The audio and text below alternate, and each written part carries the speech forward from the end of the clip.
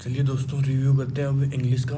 24 नवंबर first shift का paper दे चुका हूँ। अगर आपने नहीं दिया तो नीचे डिस्क्रिप्शन में आपको लिंक मिल जाएगा टेक्स्ट बुक का, वहाँ पे आप दे सकते हो। 24 नवंबर 2020 का फर्स्ट शिफ्ट है ये। 50 क्वेश्चन करेंगे अब लगातार।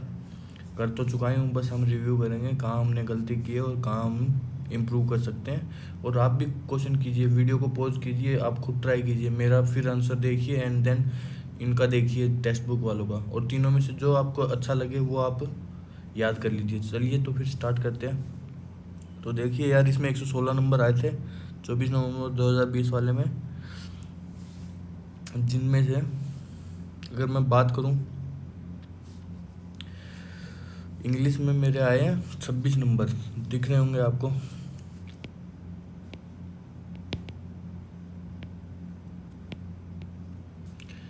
और आगे बात करें तो यार 40 नंबर चाहिए हमें इसमें, तभी हो सकता है। और अगर आपका कोई भी डाउट हो तो आप sensex64 पे पूछ सकते हो, @gmail.com पे आप अपना भेजिए डाउट, वो सॉल्व करके आपको वापस मेल पे मिल जाएगा, या आपको मैं व्हाट्सअप कर दूंगा उसका आंसर। बेसिकली होता क्या है यार, मैथ और रीजनिंग का तो मैं अच्छे से क्लियर कर दूंगा, लेकिन जीएस का तो आप गूगल से सर्च कर ही सकते हो। मेन आपका मैथ और रीजनिंग का ही डाउट होगा, और वो मैं आराम से सोल्व कर दूंगा। ये भी बता दूंगा, अगर क्वेश्चन गलत हुआ वो भी पता चल जाता है। मतलब उनमें थोड़े कॉन्सेप्ट सही हैं, जैसे कि आप रिजल्ट देख रहे हो, दोनों में 40-40 नंबर आए हैं। थोड़ा सा इंप्रूवमेंट, बस ये स्पीड का इंप्रूवमेंट चाहिए और थोड़े से कॉन्सेप्ट में, तो 45 प्लस आराम से हो जाएगा इन दोनों में। बाकी यार जीएस का ऐसा खेल है, थोड़ा गूगल कर सकते हो, और इंग्लिश में मैं कोशिश कर सकता हूँ। मैं ये नहीं कहूँगा कि मेरा सही होगा आंसर, बस ये है कि आपको समझाने की कोशिश कर सकता हूँ, और तो क्या है। तो चलिए स्टार्ट करते हैं एनालिसिस इंग्लिश का। तो पहला क्वेश्चन है यार, मस्टर का एंटोनियम बताना है। मेरे को तो नहीं पता, आप वीडियो पॉज कीजिए या फिर कुछ भी कीजिए, आंसर दीजिए फटाफट। आपके दिमाग में आंसर तो आ ही चुका होगा, या वीडियो पॉज करके दे सकते हो। चलिए सीधा आंसर देखते हैं अब। इसका आंसर है डिस्पर्स। तो यार इसका याद करना पड़ेगा अब हमें, और कुछ नहीं। मस्टर का मतलब होता है असेंबल। अच्छा यार, याद करेंगे इसको, मिमिक बनाने की कोशिश करते हैं यार।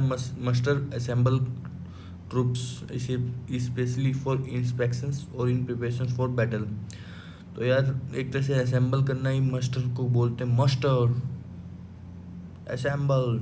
तो मतलब थोड़ा सा लिंक कैसे ही कर सकते हैं अपन। फिर डिस्पर्स का तो मतलब पता ही है, वापस डिस्ट्रीब्यूट करना या स्प्रेड करना। कन्वीन का मतलब कम और bring together for a meeting और एक्टिविटी असेंबल। तो ये भी एक तरह से इसका भी मतलब असेंबल ही है। मतलब मस्टर और मस्टर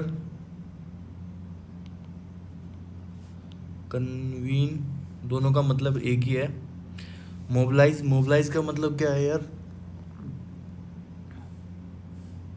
एक तरह से कोई सर्विस के लिए प्रिपेयर करना, या फिर एक तरह से मोबिलाइज का मतलब क्या होता है यार, थोड़ा वाइब्रेशन टाइप का ही लगा लीजिए आप, मतलब एक्टिव रहना।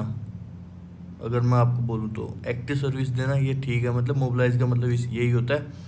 अब और क्या बच गया अपना, असेंबल। असेंबल का मतलब तीनों का मतलब एक ही हुआ, मस्टर, कन्वीन और असेंबल। तीनों आपस में क्या है, प्राइवेसी हैं। तो चलिए यार, बाकी इन्होंने दे रखा है एंटोनियम। अब इसके एंटोनियम है यार, ब्रेकअप, डिसबैंड, डिसॉल्व, स्प्लिट। यार इतने तो याद नहीं होंगे, धीरे धीरे याद होंगे। 30 ही पेपर है, 30 पेपर और देने हैं। अभी यार थोड़ा सा लेट हो गया स्टार्टिंग में, थोड़ा मोमेंटम बनने में टाइम लग रहा है, लेकिन कोशिश करूँगा पहली तारीख, जो अगली तारीख आएगी 1 सितंबर से, वहाँ से रेगुलर हो पाऊँ। कोशिश तो अभी से ही कर देंगे, मंडे से। लेकिन यार अभी थोड़ा अपना चैनल भी डाउन चला गया था, पता नहीं क्या, कोई इनका एल्गोरिथम में बग है या क्या है, उसके कारण उन्होंने टेक डाउन कर दिया था मेरा। अब ये है क्वेश्चन यार, नेक्स्ट क्वेश्चन है, ये बोल रहे हैं you can not lead a healthy life all दो यू स्टॉप स्मोकिंग। ये क्या कह रहा है यार, अगर तुम, ऑल दो का मतलब क्या होता है कि तुमने स्मोकिंग स्टॉप कर दी, मान ली बात, लेकिन फिर भी आप हेल्दी लाइफ नहीं जी पाओगे। तो अब इसमें देखो यार क्या मतलब निकलता है, you can not lead a healthy life all दो यू स्टॉप स्मोकिंग। तो यार मेरे को तो इसमें लग रहा है कि ये कह रहा है हालांकि तूने स्मोकिंग करना छोड़ दिया है, फिर भी तुम हेल्दी लाइफ नहीं जी पाओगे। You can not lead a healthy life. तो यार मेरे को इसमें पता है किस में डाउट लग रहा है, you can not lead A, lead में लग रहा था, अब पता नहीं उस टाइम पे किस पे क्लिक किया मैंने। अब देखते हैं, लीड के ऊपर होना चाहिए यू कांट लीड। देखते हैं क्या क्लिक किया था, मेरे को ओल्डो में लग रहा है, देखो ओल्डो ही था यार। ओल्डो का मतलब क्या होता है, हालांकि। अनटिल आना चाहिए मेरे हिसाब से, until you can not lead a healthy life, although की जगह अनटिल यू स्टॉप स्मोकिंग। तो ये देखते हैं इन्होंने क्या, हाँ अनटिल आता, यही दिमाग में ट्रिगर किया था अभी यार, 2 दिन पहले दिया था। तो क्या अजम्पशन पे ज़्यादा चलता है यार मेरा, जितना भी इंग्लिश का है ना उसमें अजम्पशन ज़्यादा लेके चलता हूँ। तो इसमें यार देख लो क्या क्या दे रखा है इन्होंने। A conjunction is a word which is connects clauses and sentences, ठीक है। When although through comes main clause it mean but it is also true that. तो but it also true that, समझ रहे हो, इसका मतलब ये होता है, मतलब क्योंकि ये भी सही है। Unless is used in the contest mean this condition is not meant. तो यार बाकी चीज़ें आपके सामने है, कर लो। मेन को तो एक ये चीज़ ज़रूरी है, she is too clumsy to handle the. तो ये याद रखना यार, मतलब क्या कह रहे हैं, इतनी बेकार दिख रही थी तो हैंडल ग्लासवेयर केयरफुली। तो क्लमजी का मतलब मेरे हिसाब से कमज़ोर है, तो वो इतनी कमज़ोर है कि उससे एक ग्लासवेयर भी अच्छे से नहीं हैंडल कर पाई उस। और दूसरा है she is so clumsy that she can't handle glassware carefully. तो दोनों में फ़र्क ये है यार, देखो इसमें इन्होंने दोनों के लिए अलग हेल्पिंग वर्ब यूज़ नहीं किया। अगर सो वर्ड यूज़ करते हैं तो उसमें सो दैट यूज़ करेंगे तो उसमें यहाँ पे भी हेल्पिंग वर्ब है और इधर भी हेल्पिंग वर्ब है। तो ये याद रखना यार, चलिए याद रखेंगे। अगर हेल्पिंग वर्ब हटानी है तो टू यूज़ करेंगे। तो चलिए next question. Every year the family goes for a pilgrim to the temple at Tirupati. तो यार फॉर ए पिलीग्राम का हमें ढूंढना है, क्या क्या हो सकता है इसका। तो यार इसका सिंपल सा है, every year the family goes for a pilgrim की जगह क्या लिख सकते हैं, एट ए पिलीग्राम हो सकता है, फ्रॉम द पिलीग्राम ये तो यार अजीब सा लग रहा है तो ये नहीं होगा, ऑन ए पिलीग्रामेज नहीं हो सकता। Every year the family goes for a तीर्थयात्रा at a pilgrim to the Tirupati. तो यार इसमें देखो फोर ए तो नहीं होना चाहिए, फॉर ए पिलीग्राम का मतलब क्या होता है, यात्रा के लिए। टू द, मेरे को तो इसमें नो सब्स्टिट्यूशन ही लग रहा है, या फिर ए हो सकता है। देखो तब मैंने कौन सा किया, मतलब ये किया था मैंने उस टाइम पे, ये पता है मेरे को पहला दूसरा नहीं हो सकता। फिर मोस्ट इस इनसे ज़्यादा रिलेवेंट कौन सा लग रहा है, पहला लग रहा है या ये लग रहा है। तो ये मैंने उधर मारा था तुक्का। तो चलिए 50-50 यूज़ की थी, देखते हैं आंसर क्या है इसका। मैं नो सब्स्टिट्यूशन पे जाऊंगा। ओहो, on a pilgrim every year the family goes on a pilgrimage. तो इसका मतलब क्या दे रखा है इन्होंने, pilgrim a person who journey to a scared sacred place for a religious reason, ठीक है। A journey to the place associated with someone or something well known or respected. अच्छा, पहला और दूसरा में फ़र्क क्या, मेरे को तो समझ में नहीं आया इतना, 19-20 का ही फ़र्क लग रहा है।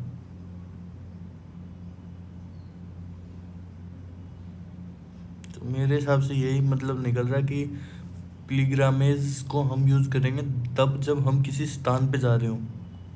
तो पिलीग्राम को कहाँ यूज़ करेंगे, तो फिर उसका इन्होंने एग्जाम्पल दिया नहीं मेरे को, उसके लिए कह सकते हैं कि अच्छा ये है मतलब, यार जो पीली, ये यहाँ पे यार स्पेलिंग भी याद कर सकते हो क्योंकि स्पेलिंग एरर पूछते हैं तो याद रहेगा आपको। तो PILGRIM, पिलग्रिम एक बंदे को कहते हैं जो तीर्थ यात्रा पे जा रहा हो। और पिलग्रिम मेज को, पिलग्रिमेज एक जगह का नाम है या फिर जर्नी को कह रहे हैं, उस जर्नी को का नाम है पिलग्रिमेज। तो देख लो यार ये मतलब दोनों का। चलिए नेक्स्ट के ऊपर चलते हैं अब। थोड़ा यार धीरे धीरे इम्प्रूवमेंट करेंगे अपन। नेक्स्ट वन, अब बाकी आपको तो क्वेश्चन मिलने चाहिए। ये है यार रिवाइव। रिवाइव का मतलब क्या है? रिवाइव का मतलब होता है यार, एक तरह से कोई मर रहा है, आपने पबजी खेला हो तो वहाँ पे भी रिवाइव करते हैं अपन। तो कोई मरने वाला हो तो उसको मदद करना, एक तरह से ये कह सकते हो रिवाइव। नेक्स्ट है अराउज। अराउज भी हो सकता है इसका। कंसोल तो यार वो होता है तसल्ली देना किसी को, तो ये तो होगा नहीं। कौन अराउज हो सकता है? र्यून। र्यून तो यार ख़त्म करना है, ये भी। एंटोनियम पूछा है यार, एंटोनियम तो मतलब अपोजिट देखना है, तो अराउज तो नहीं हो सकता पहला, क्योंकि वो ये एक तरह रिवाइव का एक तरह से सिमिलर ही है। और रिन्यू, रिन्यू भी नहीं हो सकता क्योंकि ये सिनोनिम्स है। कंसोल यार अभी भी बताया तसल्ली कहते हैं, तो ये भी नहीं हो सकता। तो आंसर आ गया अपना र्यून। तो चलिए र्यून के ऊपर करते हैं क्लिक, तो सही है अपना आंसर। देख लो यार, बाकी मतलब पढ़ना चाहो इंग्लिश में, अगर कोई पढ़ना चाहे तो अपने को तो जो अपने से जो लॉजिक लगता है वो हमने बता दिया जब पेपर देते हो। मैंने क्या लॉजिक लगाया था इस क्वेश्चन में। तो नेक्स्ट है यार समटाइम्स। इसका तो मतलब ही नहीं पता यार, इसको बोलते क्या हैं देख लेते हैं। आपको प्रोनाउंसिएशन तो सिखाई देते हैं, गूगल भाई साहब क्या बोलते हैं।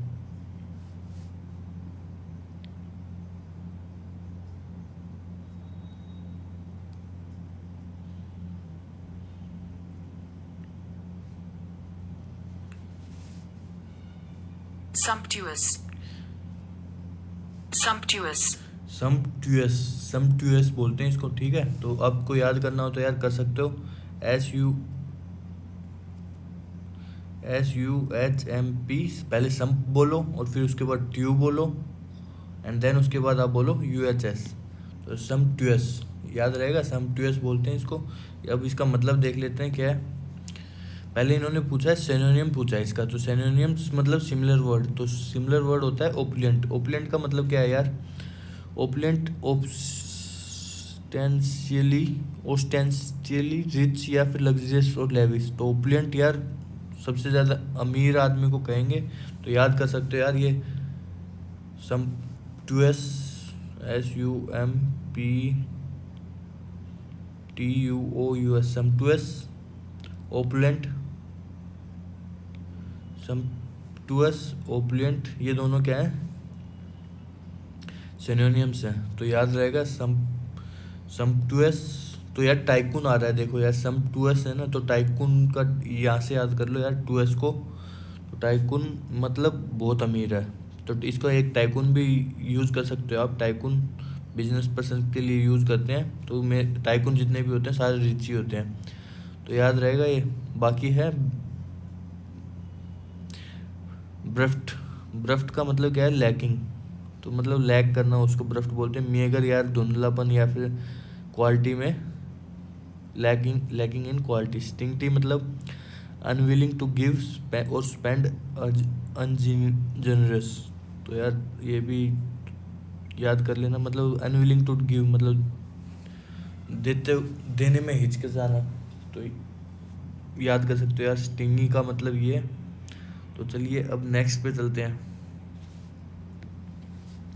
नेक्स्ट है अपना the forecast predicts that there will be little rain in the month of July. तो यार इसमें क्या किया था, देखो the forecast predicts that there will be little rain. There will be a little rain तो होगा नहीं, तो लिटिल रेन यूज़ हो सकता है। तो मस्ट तो यार पक्का गारंटी तो कभी कोई दे ही नहीं सकता ना फ्यूचर की। तो पहला तो वैसे ही गलत हो गया। जब मैं अपना दिमाग कैसे प्रोसेस किया था इसको वो बता रहा हूँ मैं आपको। तो पहला तो वैसे ही गलत हो गया। दूसरा देखते हैं, वुड बी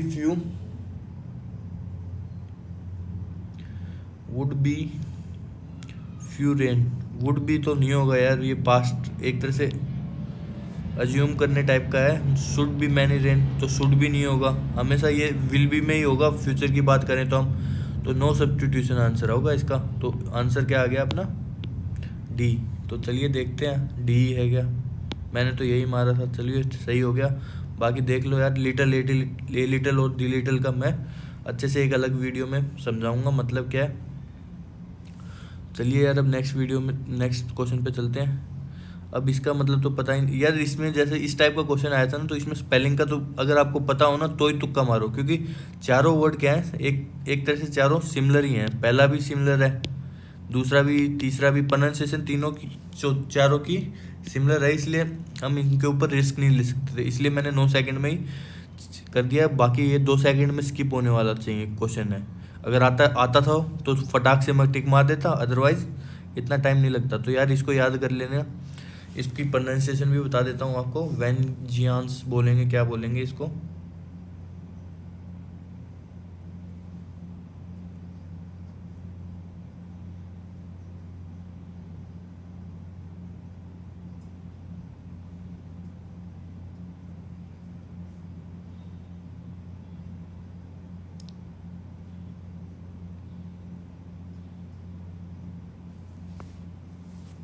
Vengeance.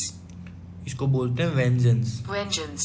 तो याद रखना यार, पहले आप बोलो क्या, वैन, और फिर बोलना आपको जेंस। तो इसको बोलेंगे वेंजेंस, वेंजेंस, वेंजेंस। तो वेंजेंस को याद करना हो तो यार इसका मतलब क्या है, वेंजेंस का मतलब है punishment inflicted to retribution for a injury और रॉन्ग। तो यार इसका मतलब क्या हुआ, on the day after a terrorist attack the overall mood in the town was one of the vengeance.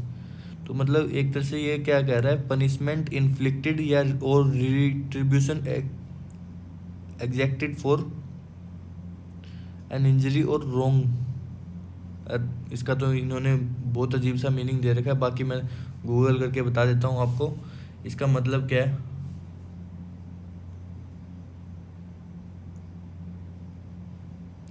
The act of punishing or harming somebody in return for what they have done to you और your family. मतलब एक तरह से आपके साथ कुछ गलत कर दिया तो आपने वापस वो किया है, अटैक किया है, मतलब उस यही मतलब हुआ इसका। तो चलिए अब नेक्स्ट देखते हैं।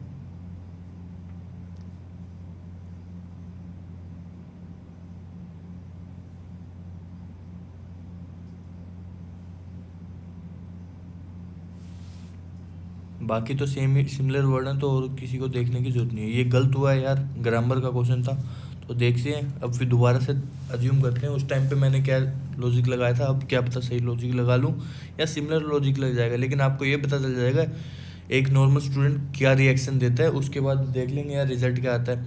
आई had to hold on to the wall to study itself और आई कुड हैव फॉलन। तो यार इधर मैंने शायद होल्ड ऑन के ऊपर होल्ड ऑन टू के ऊपर किया था, तुक्का मारा था। लेकिन अभी अगर मैं देखूं क्वेश्चन को तो इधर I had to hold on to the wall to study, तो इटसेल्फ की जगह ये यार ये क्या कह रही है, खुद को अगर संभालने के लिए मैंने क्या किया, सहारा लिया वॉल का। तो यहाँ पे खुद की बात कर रही है, तो इधर खुद को इटसेल्फ से थोड़ा रिप्रेजेंट करेंगे या फिर हिमसेल्फ से करें, इधर करेंगे हम माई सेल्फ से रिप्रेजेंट करेंगे, क्योंकि इधर क्या है अपना आई है, यहाँ से इट सेल्फ की जगह माई सेल्फ होगा। I had to hold on to the wall to study myself और आई कुड हैव फॉलन। तो देखते हैं यार कितना सही है अपना। उस टाइम पे तो मैंने ये किया था, तो ये तो होगा नहीं, तो ये आंसर हो गया थर्ड। देखते हैं थर्ड होता है या नहीं। अभी जो दिमाग काम किया वो बता रहा हूँ मैं, बाकी सही किया यार दिमाग काम। और बाकी जो मैंने आंसर दिया देखा माई सेल्फ ही होगा, आपको दिख गया होगा आंसर। बाकी देखना चाहो बाकी चीज़ें देख सकते हो आप। नेक्स्ट क्वेश्चन पे चलते हैं जल्दी से। इसमें क्या कह रहा है, she had been working tirelessly since hour. तो यार इधर क्या कह रहा है, ये एक लड़की है, वो लड़की सी हैज़ बिन वर्किंग टायरलेसली, वो मतलब बिना रुके काम कर रही है, बिना थके काम कर रही है। टायरलेसली का मतलब होता है थके, बिना थके काम कर रही है। सिंस आवर्स, सिंस आवर्स क्या मतलब हुआ यार, सिंस को हम जब भी लिखते हैं यार, सिंस का मतलब क्या होता है, हम पास्ट कंटिन्यूटी को बताते हैं कि मतलब पास्ट में तब से लेकर के अब तक कर रही है। तो ये तो लेकिन इधर कह रहे हैं टायरलेसली वर्क करती जा रही है, रुकी थोड़ी ना अभी। तो इधर सिंस की जगह होगा 4 hours. She has been working tirelessly 4 hours. तो इधर अपन को पता चल गई गलती किस में है, थर्ड में। तो थर्ड ऑप्शन हो गया इसका। तो बाकी यार देखना चाहो तो देख लो, आंसर 4 आवर्स मैंने बता ही दिया है। नेक्स्ट क्वेश्चन है यार, ये भी गलत हुआ है, देखते हैं अब दोबारा कोशिश करते हैं। उस टाइम पे शायद टाइम का टाइम बचाने के चक्कर में जल्दबाजी में हो गया या फिर सच में मेरा गलत है, देखते हैं। Second hand furniture here at reasonable price, तो ये तो लॉजिक बन रहा है कि सेकेंड हैंड फर्नीचर इधर रीजनेबल प्राइस पे मिलता है।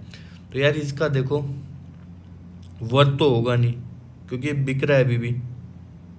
Second hand furniture reasonable prices, इधर कोई भी अपन को लिंक नहीं दे रहा कि ये पास्ट की बात कर रहा है। हैज़ सोल्ड हो सकता है, second hand furniture has sold here, has sold तो हो ही नहीं सकता यार, देखो लॉजिक ही नहीं बन रहा। Second hand furniture has sold here, या तो आर हो सकता है या इज हो सकता है। तो यार इसमें हम किस पे करें यार? फर्नीचर एक तरह से हमने सुना है कि एक प्लूरल वर्ड होता है, तो इसलिए मैंने आर पे क्लिक किया होगा, लेकिन आर वाला गलत हो रखा है, तो इज के ऊपर करेंगे अब। तो इसका होना चाहिए ये, second hand furniture is sold here. तो यार देख लो अब इसका लॉजिक क्या दिया है इन्होंने। Scenery at my friend's house enchanted me, ठीक है। Since the furniture proceed the blank part of the sentence is sold will be used as the given. There are some uncountable, अच्छा ये अनकाउंटेबल नाउन है, तो uncountable noun हमेशा singular verb होती हैं, ठीक है। तो ये याद रखना यार, ये टर्म बहुत इंपॉर्टेंट है, अभी मेरे दिमाग से निकली गई क्योंकि मैंने शायद 1 साल पहले पढ़ा था, तो अभी कुछ दिमाग में है ही नहीं, थोड़ा बहुत याद है, लेकिन जैसे रिवाइज करेंगे उसके बाद अपना स्कोर बढ़ेगा, ज़रूर बढ़ेगा। तो ये याद रखना यार, ये सबसे इम्पोर्टेंट थी, uncountable noun followed by singular verb. आई बात समझ में? Which do not take articles a man few, plural form कोई भी आर्टिकल का नहीं लेते यार। तो चलिए अब नेक्स्ट क्वेश्चन पे चलते हैं। Dash of our success depend on our own efforts, तो यार ये क्या कह रहा है, जो आपकी सक्सेस है ना वो डिपेंड करती है आपने कितना एफर्ट किया है। तो सीधी सी बात है, फ्यू तो नहीं होगी, many of you our success हो सकता है यार, मैनी ये सही लग रहा है, फ्यू तो होगा नहीं। तो लगभग सारी सक्सेस अपनी एफर्ट्स के ऊपर ही वर्क करती है, हम कितना एफर्ट करते हैं। लेस तो होगा नहीं और मच भी नहीं हो सकता, तो आंसर सीधा आ गया यार, बी पार्ट। मच आएगा यार, सॉरी उस टाइम पे यार, मैनी ऑफ आवर सक्सेस नहीं होगी, मच ऑफ योर सक्सेस। अच्छा ये कह रहा है कोई एक सक्सेस की बात कर रहा है यार, कोई भी आपको सक्सेस मिलती है उसकी मच ऑफ द सक्सेस, मतलब ज़्यादातर हिस्सा इस सक्सेस मिलने का कारण आपकी एफर्ट्स हैं, नहीं ना कि लक। तो ये कह रहा है ये, तो चलो यार हो गई गलती जल्दबाजी में, बाकी धीरे धीरे सीख जाएंगे। ये इनके मतलब है, फ्यू के, मैनी के, लेस के, मच के, याद करना चाहो कर सकते हो। तो चलिए अब नेक्स्ट क्वेश्चन देखते हैं। पॉकेट एंड इंसल्ट, मतलब इसका तो सीधा सा लग रहा है आपको इंसल्ट हुई उसको पॉकेट में डाल लो। तो अब इसका सीधा सा बात है यार, बियर एंड इंसल्ट क्वाइटली, तो चुपचाप आप इंसल्ट सह लो। बाकी सेकंड का मतलब मेरे को पता ही नहीं था, थर्ड का मतलब एक्सप्रेस ट्रू फीलिंग, तो इसका तो इंसल्ट का फीलिंग से क्या रिलेशन हो सकता है, कुछ भी नहीं। प्लान रिवेंज, तो रिवेंज भी प्लान कर सकते हैं, तो यार ये भी नहीं हो सकता, क्योंकि रिवेंज का प्लान करने का और इंसल्ट का क्या लॉजिक हुआ, तो इसलिए अपना पहला आंसर हो गया। बाकी देख लो यार इसका एक्सप्लेनेशन अगर देखना है तो। मेक वंस मार्क, तो यार अब मेक वंस मार्क का मैंने शायद किया है यार, इसका सीधा सा लग रहा है मेक वंस मार्क, मेरे को क्या हुआ बताता हूँ मैं आपको। ये कह रहा है कोई एक मार्क, निशान छोड़ दिया है, एक निशान छोड़ना, तो इसके लिए यार लीव ए क्लू हो सकता है। अटेन रिकोनाइजेशन, तो यार ये भी मेरे हिसाब से नहीं होना चाहिए। क्लेम ए राइट, ये तो बिल्कुल नहीं। साइन ए डील, ये भी नहीं। तो सबसे ज़्यादा चांसेस ए के हैं और सेकंड हैंड चांसेस अपने बी के हैं। तो देखते हैं आंसर क्या है इसका। अच्छा सेकंड है इसका, ठीक है। तो यार इसका मतलब क्या हो, अटेन रिकॉग्नाइजेशन, अटेन रिकॉग्नाइजेशन और डिस्टिंक्शन। तो चलिए यार नेक्स्ट है, I was sorry to be hearing of his misfortune. तो ये क्वेश्चन है, आई वॉज सॉरी लिखा हुआ यार, सबसे पहले तो देखो ये क्या कह रहा है, I was sorry to be hearing of his misfortune. तो I was sorry to be hearing, तो टू बी यार थोड़ा अनलॉजिक सा लगा मेरे को, सीधा सा होना चाहिए I was sorry to hear to be hearing, तो पूरा ये यही गलत लग रहा है। तो बी हियरिंग पे मेरे को डाउट हुआ, क्योंकि क्यों, I was sorry to hear of his misfortune, ये होना चाहिए। I am sorry to hear of his misfortune. तो देखते हैं आंसर क्या है इसका। तो मैंने मारा इसमें गैस बी हियरिंग गलत, तो सही निकला मेरा आंसर। तो यार देख लो अब इसका लॉजिक क्या दिया है इन्होंने। I was sorry to hear of his misfortune, तो देखा मैंने जो बताया था वही हुआ। चलिए अब नेक्स्ट देखते हैं। 4 words हैव बीन, तो यार देखो इसको तो यार स्पेलिंग याद थी इसलिए मैंने कर दिया। मोमेंटेरी की स्पेलिंग क्या होती है, MOMENTARY, मोमेंटेरी होता है, बस सिंपल सी बात है, ये तो याद रखनी पड़ेगी। जैसे अभी इसमें जैसे पिछला मैंने बताया था विंजन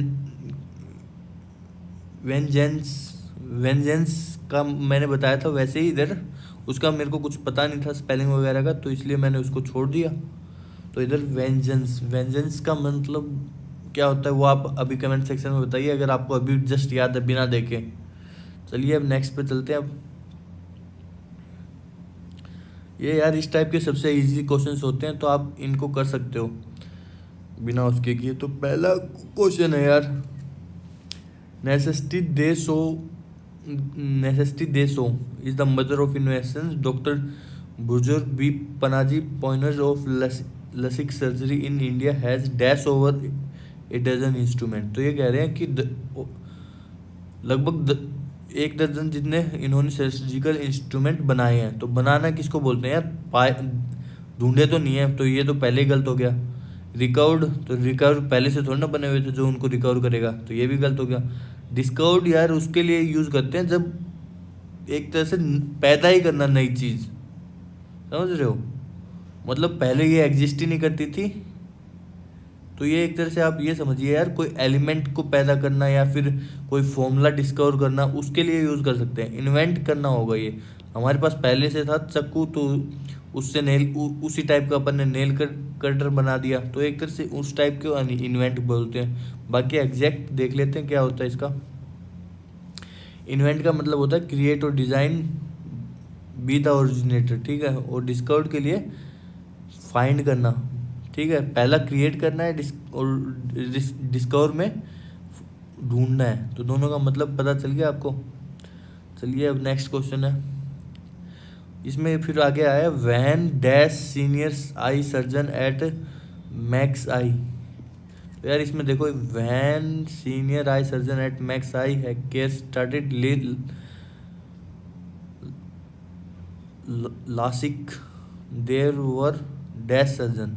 तो यार दो बीच, तो इधर जब स्टार्ट किया उसकी बात कर रहा है, तो वैन दोस्त तो होगा नहीं, सीधी सी बात है। Van the senior eye surgeon at Max eye care started LASIK, तो यार ये हो सकता है अकेले एक बंदे की बात कर रहे हैं कि जो सीनियर आई सर्जन था ना, जब उसने स्टार्ट की मैक्स आई केयर लिमिटेड, तो उसके लिए है। तो देर भी नहीं होगा, एक बंदे ने किए, क्योंकि स्टार्टिंग में बोल चुके हैं इस बंदे ने इसकी शुरुआत की थी।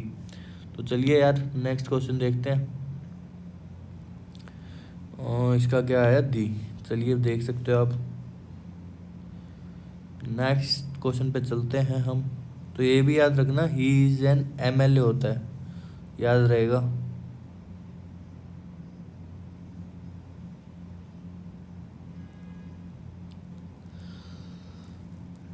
नेक्स्ट है यार नेसेसिटी देश हो, इसमें है हमें तीसरा पार्ट देखना। तीसरा पार्ट कौन सा है, ये रहा। तो देखो यार वैन दी सीनियर आई सर्जन, तो इधर अपना क्या हो गया, इंडिया हैज़, यहाँ पे बात करते हैं अब senior eye surgeon at Max eye care started LASIK there were dash surgeon doing it worldwide. तो जब इन्होंने स्टार्ट की थी उस टाइम पे बहुत कम ही लोग कर रहे थे, मतलब एक तरह से उस टाइप की फीलिंग नहीं आ रही।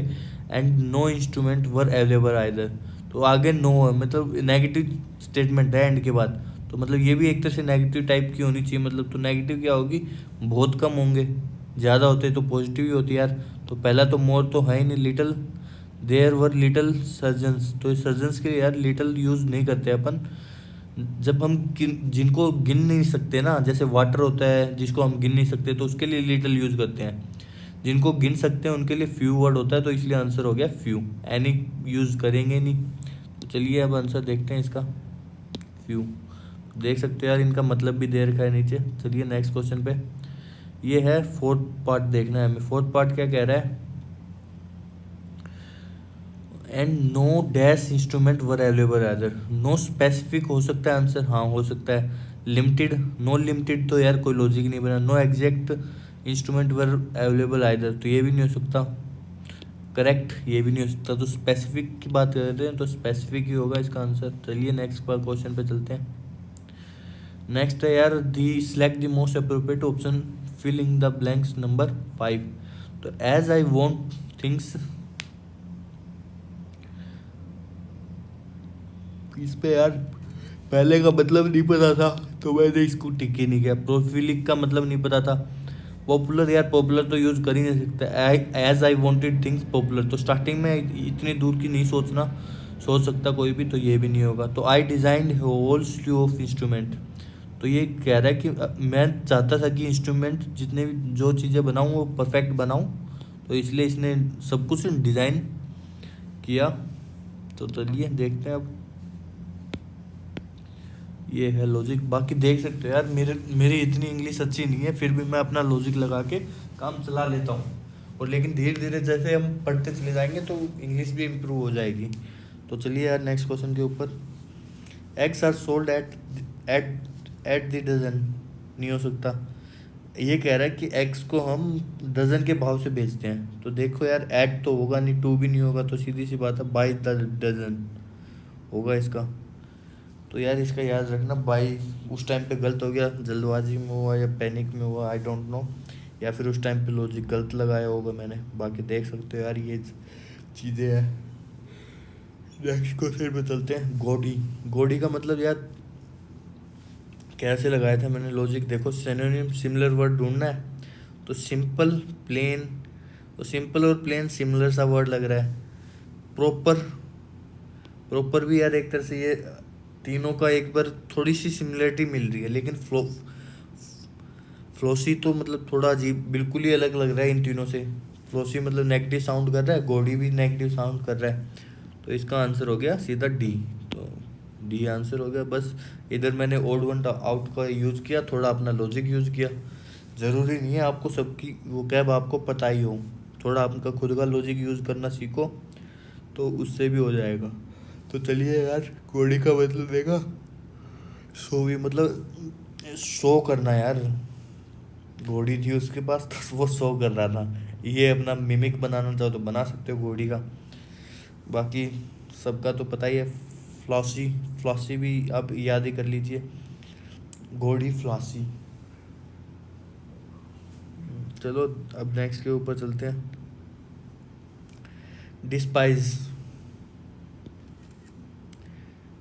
डेस्पाइज का मतलब क्या है। अडोर, एडमायर, अबोर, अप्रूव, तो इसका मतलब क्या हो सकता है आप खुद बताइए। डेस्पाइज का मतलब हो सकता है अडोर भी हो सकता है, या एडमायर भी हो सकता है, या अबोर भी हो सकता है। ये मेरा ठीक भी हुआ है। तो यार डिस्पाइज का मैंने कुछ लॉजिक तो लगाया होगा, अभी देखते हैं लॉजिक लगा के। Admire, adore, adore negative sound कर रहा है तो ये तो नहीं होगा। अप्रूव, अबोर और एडमायर में से हो सकता है, अभी मेरे को लॉजिक याद नहीं आ रहा। तो एक तरह से मैंने लॉजिक ही लगाया था कुछ, अभी वो याद नहीं। बाकी आंसर देख लेते हैं कौन सा है, अबोर। तो याद रखना यार, डिस्पाइस का मतलब क्या होता है, एक तरह से नेगेटिव साइन टाइप का लग रहा था। फील कंटेम्प्ट और ए डीप रिपुजेंस फॉर। अबोर मतलब regard with disgust and hatred. Adore का मतलब होता है love and respect someone deeply. Admire का मतलब होता है रिगार्ड एन ऑब्जेक्ट, क्वालिटी और पर्सन विद रिस्पेक्ट और वॉर्म अप्रूवल। अप्रूव का मतलब ऑफिशियली एग्री टू और एक्सेप्ट एज सेटिस्फैक्ट्री। तो यार ये आप देख सकते हो, तो मेरी प्रोनाउंसिएशन भी इतनी सही ठीक नहीं है, लेकिन मार्क्स ठीक ठाक आ जाते हैं। तो ऐसे ही धीरे धीरे इम्प्रूव होगा सब कुछ। तो चलिए अब नेक्स्ट क्वेश्चन के ऊपर चलते हैं। नेक्स्ट ये तो स्किप ही किया है। तो मतलब व्रेंच का मतलब अगर मैं लॉजिक लगाऊं तो क्या लगाऊंगा। व्रेंच का मतलब होता है एक तरह से ऐसा टुकड़ा हुआ ऐसी सी फीलिंग आ रही है। तो मैं अगर इसके ऊपर करूँ भी सिमिलर वर्ड तो डिटर के ऊपर करूँगा मैं। गलत हो गया तो इसका मतलब होता है, देख लो यार। व्रेंच का मतलब क्या दे रखा है इन्होंने, wrench a sudden violent twist और पुल। तो एक तरह से व्रेंच मतलब एक सडन वॉयलेंट ट्विस्ट, मतलब अचानक से कोई ट्विस्ट आना या खिंचातानी होना, मतलब वही हो गया। लचक, लचक को बोल सकते हो आप फ्रेंच। व्रेस्ट का मतलब फोर्सिबली पुल, तो व्रेस्ट का मतलब भी एक तरह से पुल करना ये हुआ, लेकिन ये फोर्सिबली हुआ। और व्रेंच का मतलब होता है यार अचानक से हुआ। तो ये हैं दो, बाकी तीनों का मतलब में से सप्लाई का मतलब आपको पता होगा, नहीं पता तो देख सकते हो। रिजेक्ट का मतलब भी पता है। और फिर लास्ट है डिटर। डिटर का मतलब है किसी का संदेह या परिणाम के डर से कुछ करने से हतोत्साहित करना। अजीब सा ही मतलब है, इंग्लिश में देखते डिस्करेज। अच्छा, डिस्करेज करना डिटर का मतलब होता है डिस्करेज करना। तो चलिए नेक्स्ट क्वेश्चन देखते हैं। 25वें भी क्वेश्चन में हम पहुंच चुके हैं। तो यार ये क्वेश्चन क्या है, ए person who trend for travelling in space. यार स्पेस में कौन ट्रैवल करता है, एस्ट्रोनॉट ट्रैवल करता है। अगर ज़्यादा अच्छे से याद करना हो ना तो यार कल्पना चावला को याद कर लो। कल्पना चावला क्या थी, एक पहली इंडियन थी शायद जो हरियाणा से थी, जो स्पेस में गई थी, तो उसको बोलते हैं अपन एस्ट्रोनॉट। तो चलिए अब नेक्स्ट देखते हैं क्वेश्चन।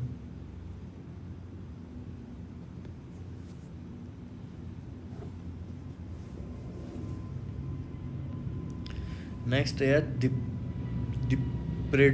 डिप्रेडेशन। तो यार इसका क्या हो सकता है, देख लो।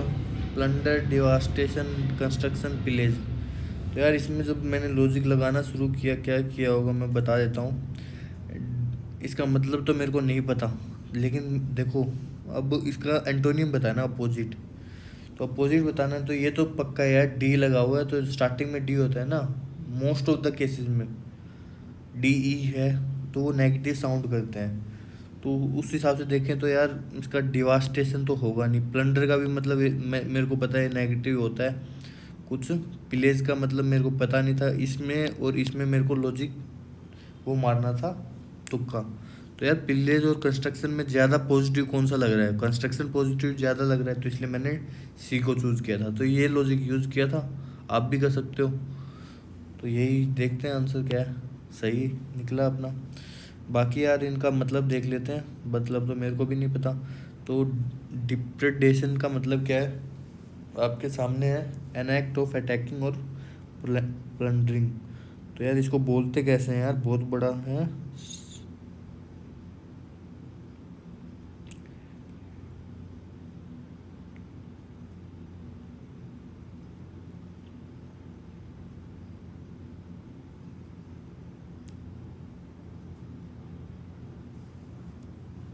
Depredation. Depredation. Depredation. तो इसका यार क्या बोलेंगे, डेप्रूडेशन। डेप्रूडेशन डेप्रूडेशन डेप्रूडेशन बोलेंगे इसको। क्या बोलेंगे, डेप्रूडेशन। समझ गए। तो देख लो यार इसमें यू है भी नहीं, फिर भी यू की साउंड आ रही है, तो याद रखना डेप्रूडेशन बोलेंगे इसको। नेक्स्ट टाइम कभी भी इस वर्ड का है, बाकी स्पेलिंग याद कर सकते हो, DEPRE। डेप्रीडेशन। तो डेसन लास्ट में फिर डेप्री है, लेकिन इसको बोलेंगे क्या, डेप्रूडेशन। आपको फिर से सुना देता हूँ मैं। Depredation. बाकी डिवास्टेशन है, डिवास्टेशन याद रखेंगे। पिलेज का मतलब क्या होता है यार, ए रोब a place using violence specially.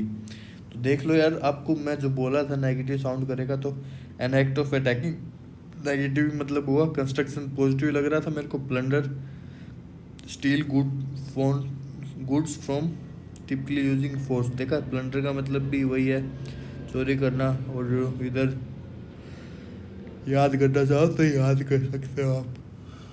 ये सब है। नेक्स्ट क्वेश्चन पे चलते हैं, धीरे धीरे याद होगा अपने को। तो यार लॉजिक से बात बन रही है तो बनने दो। ये देखो यार, इसमें बोल रहा है हार्श साउंड की बात कर रहे हैं या फिर डिस्कॉर्डेंट साउंड। तो मतलब हार्श का मतलब पता है, डिस्कॉर्डेंट का मतलब मेरे को नहीं पता, लेकिन नेगेटिव है ये पता है। हार्श का मतलब क्या होगा यार? एक तरह से क्या होता है, खराब साउंड।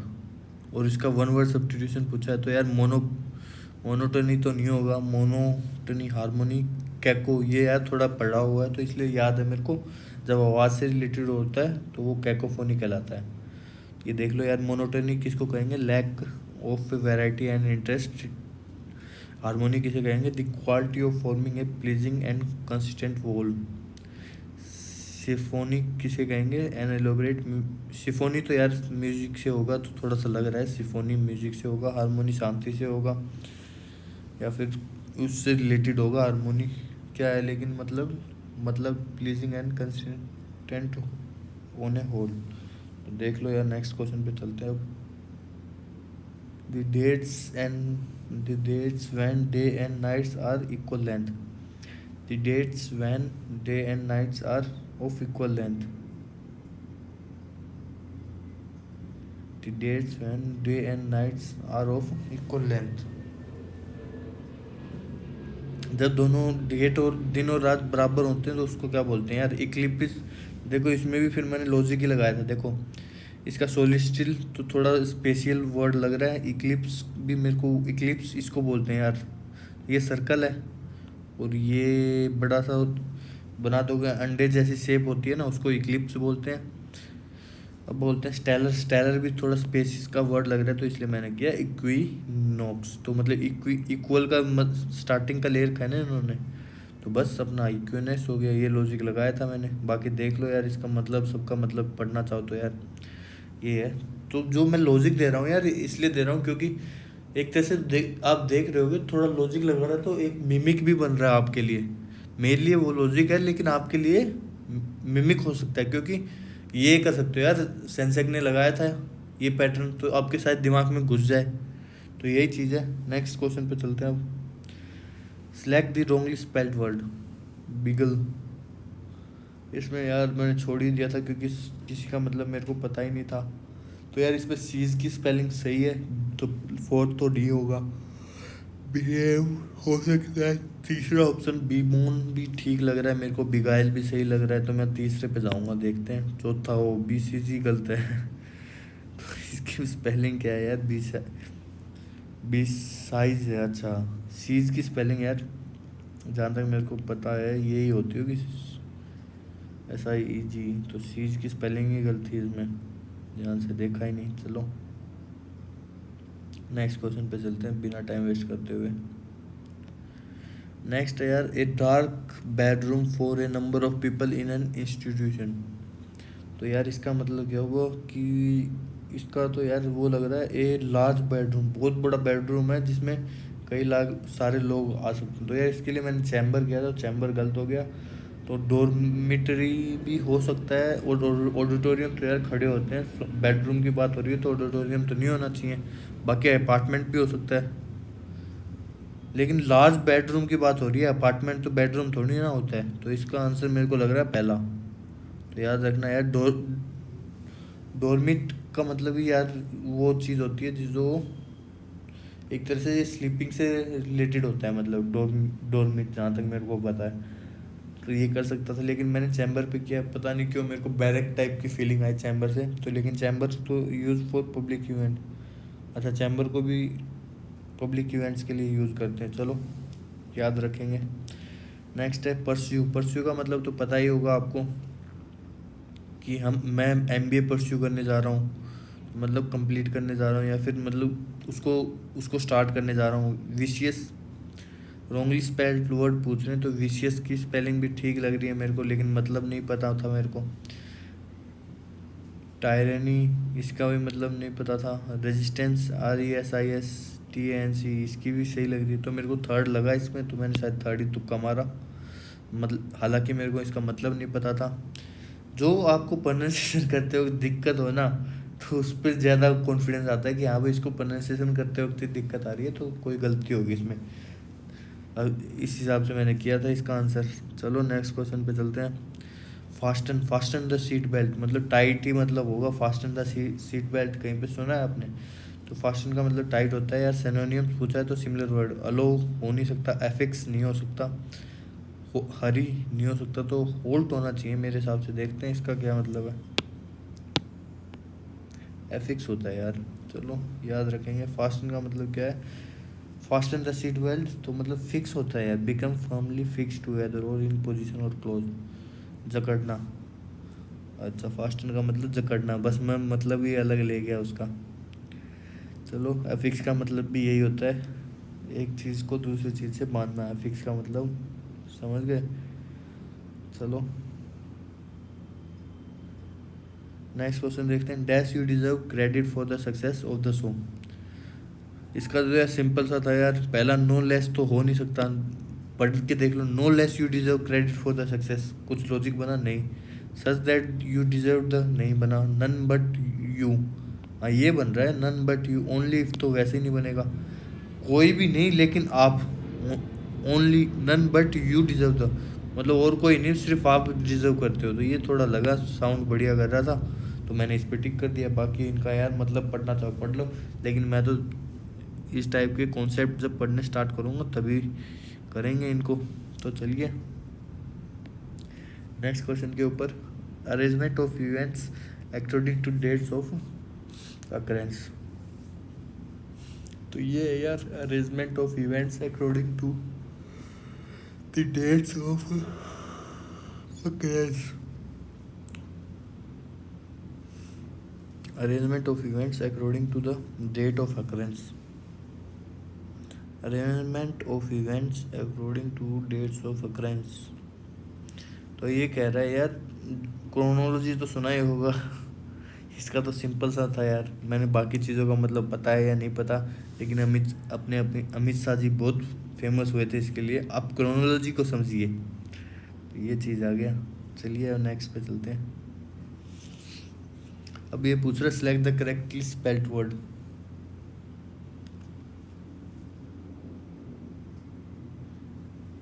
तो यार ये मैंने स्किप किया था क्योंकि चारों एक तरह से एक सिमिलर से वर्ड हैं, तो मैं ट्रिक करूँगा इसमें, अगर तुक्का मारूँ तो पहले पे मारता। चलिए देख लीजिए वर्ड को से उनका मतलब क्या है। A sudden short period of noise confusion और एक्साइटिंग मूवमेंट, तो ये मतलब है इसका। तो चलिए नेक्स्ट के ऊपर चलते हैं। मिनेंस का मतलब क्या होता है यार? Parallel, thread, comfort, balance. तो इसमें यार मैंने क्या लॉजिक लगाया था, देखो मैं बता ही देता हूँ। पैरल, थ्रेड और कंफर्ट और बैलेंस, ये दोनों सेम है, ये दोनों भी सिमिलर से लगे मेरे को। एंटोनियम पूछा है तो एंटोनियम के लिए मैंने इनमें कंफर्ट को सुना, क्योंकि मिनेंस थोड़ा सा नेगेटिव सा साउंड किया, तो इसलिए मैंने कंफर्ट को चुन लिया भाई। देखते हैं इसका आंसर क्या है, कंफर्ट ही है। बाकी मतलब देख लेते हैं। मिनेंस का मतलब क्या है? तनावग्रस्त। मिनेंस का मतलब तनावग्रस्त, तो याद रखेंगे यार, मिनेंस का मतलब तनावग्रस्त। कैसे याद कर सकते हैं? अगर आप इसका कोई मिमिक बना सकते हो तो यार बनाओ, वो कैब को याद करेंगे।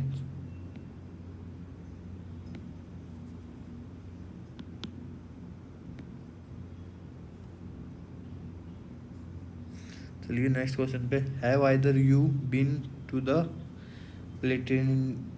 Planetarium before. Have either of you been, तो यार इसमें देख, हैज़ तो होगा नहीं, एवरीवन तो होगा नहीं, हैज़ बोथ भी नहीं होगा, तो इसमें नो सब्स्टिट्यूशन पे क्लिक करेंगे अपन। और पहले भी यही किया था ये सोच के, लेकिन हैज़ होगा, मतलब आइदर के साथ हमेशा यार सिंगुलर वर्ड यूज़ होगा, तो ये याद रखेंगे next time. Has either of you, देख लो अब। Has of the student is not, तो याद रखेंगे यार, धीरे धीरे जब इसका कॉन्सेप्ट पढ़ेंगे ना आइदर नाइदर का, तब आपको अच्छे से क्लियर हो जाएगा। बहुत अच्छे नोट्स बना रखे हैं, तो तब वो दिखाएंगे तब आपको अच्छे से क्लियरिटी आएगी। तो चलिए यार नेक्स्ट क्वेश्चन पे चलते हैं। नेक्स्ट क्वेश्चन है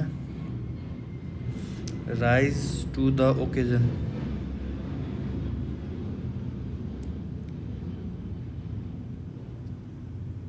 राइज टू द ओकेजन बोल रहा है यार take a big risk in order to succeed, rise to the occasion, take a big risk in order to succeed, rise to the occasion. तो मतलब यार ये सिमिलर सा लग रहा है कि आप बड़े हो किसी ओकेजन का फ़ायदा उठा के, take a big risk in order to, ये तो नहीं होगा, assess a critical situation carefully so you can deal with situation carefully, challenge and obtain who is strong. इसका तो कोई यार मेरे को दूर दूर तक लॉजिक नहीं लगा था, मेरा 35 सेकंड वेस्ट भी किए थे मैंने इसमें, तो यार इसमें लॉजिक लग नहीं रहा था इसलिए मैंने स्किप कर दिया। तो देखा लॉजिक हर जगह नहीं लगता, अगर आप स्मार्टली लॉजिक लगाओगे तभी लगेगा। तो चलिए यार इसका मतलब क्या था, so you can deal the situation successfully, rise to the occasion का मतलब क्या है, you can handle deal with the situation carefully. तो ये मतलब है यार इनका, देखना चाहो तो देख लो। नेक्स्ट है the mare hurt its hooves when running to the forest. तो इसका यार the mare hurts is roof, कोई हर्ट्स इज हूव्स को हर्ट्स कर दिया था मेयर ने, तो मतलब एक बॉडी पार्टी है। When running to the forest, तो यार वैन रनिंग नहीं होगा, जब वाइल होगा, दौड़ते वक्त, दौड़ते दौरान, समझ रहे हो। तो इसके लिए वाइल के ऊपर मैंने क्लिक किया, आंसर ठीक निकला अपना, बाकी चीज़ें देखने की जरूरत ही नहीं पड़ी। जब आपके कॉन्सेप्ट क्लियर होते हैं ना यार, उसमें फिर ऑप्शन देखने की जरूरत ही नहीं पड़ती इंग्लिश में। ये तो लॉजिक हम तब लगा रहे हैं जब अपन को मतलब ही ना पता हो किसी चीज़ का। नेक्स्ट है डैश ऑफ लिविंग, और उसमें तो गलत भी होते हैं, समझ रहे हो। 4 क्वेश्चन में अगर आप अपना लॉजिक लगा रहे हो तो उसमें ये लगा लीजिए 2 या 3 मैक्सिमम आपके ठीक होंगे। ऐसा नहीं है लॉजिक लगा रहे हो तो 4 के 4 ठीक हो जाएंगे, यही चीज़ है और कुछ नहीं। नेक्स्ट क्वेश्चन है dash of living life on his own terms he made few compromises. तो ये यार कह रहा है कि अपने टर्म्स के ऊपर, मतलब मन मर्जी से जीना चाह रहा था लेकिन ही मेड फ्यू कॉम्प्रोमाइज, फिर भी इसने कुछ कॉम्प्रोमाइज़ किए हैं। तो डिज़ायर्ड तो होगा नहीं, डिज़ायरस मैंने शायद क्लिक इसके ऊपर किया था, लेकिन अब की बात थोड़ा करेंगे। डिज़ायर ऑफ लिविंग नहीं हो सकता, ये भी नहीं हो सकता, तो ये इसके ऊपर करते हैं यार, देखते हैं। लॉजिक तो कुछ नहीं बता सकता यार इसमें, बस मन कह रहा है कि थोड़ा ऐसा सा वर्ड आना चाहिए जो इंडिपेंडेंट हो, तो इंडिपेंडेंट यही लगा मेरे को, वो सही निकला मेरा। तो ये आंसर है यार इसका, देखना चाहो तो पढ़ लो। Desire strongly, desirous is an adjective, desirous is an adjective having or characterized by desire, it is always by followed by preposition, ठीक है, तो याद रखना यार ये। चलिए नेक्स्ट क्वेश्चन, किथ एंड किन, किथ एंड किन यार फैमिली रिलेशंस को ही बोलते हैं, तो देख लो यार इसका आंसर ये है। कुछ चीज़ें याद हो, देखा अभी कुछ टाइम नहीं लगा मेरे को, 2 सेकंड लगे, इसमें तो मैंने 14 सेकंड लगा दिए। Strike when the iron is hot, यार ये सुनी हुई है कहावत बहुत ज़्यादा कि तभी मारो जब लोहा गर्म हुआ, थोड़ा तभी मारो जब लोहा गर्म हो। तो इसमें देख लो grab favourable opportunity, wait patiently, नहीं इसका ये गलत क्लिक कर दिया, grab the favourable opportunity promptly, ये होगा आंसर। चलिए नेक्स्ट है डिस्ट्रैक्ट, मतलब होता है यार डिस्ट्रैक्ट, मतलब अगर आपको समझाऊं तो डिस्ट्रैक्ट का मतलब होगा, आपको पढ़ाई से डिस्ट्रैक्ट कौन करता है, आपका फ़ोन करता है, तो मतलब भटकाना, तो भटकाना, तो इसमें डाइवर्ट भी हो सकता है आंसर इसका। एंटोनियम पूछा है लेकिन इन्होंने तो ये डाइवर्ट तो सिनोनिम्स हुआ। बिगाइल हो सकता है परप्लेक्स, इन दो का मतलब नहीं पता, लेकिन क्लैरिफाई तो सीधा सा दिख रहा है, क्लैरिफाई हो सकता है यार, पॉजिटिव साउंड कर रहा है, तो बस सीधा हमने इसके ऊपर कर दिया, तो कॉमन सेंस यूज़ हो रही है। ये मैंने स्किप किया था यार, बहुत बड़ा था यार ये, बाकी आप करना चाहो तो कर सकते हो, मैं थोड़ी देर वेट कर लेता हूँ आपका। बाकी यार आपको ये पूरा पेपर ही दिखा देता हूँ आपको।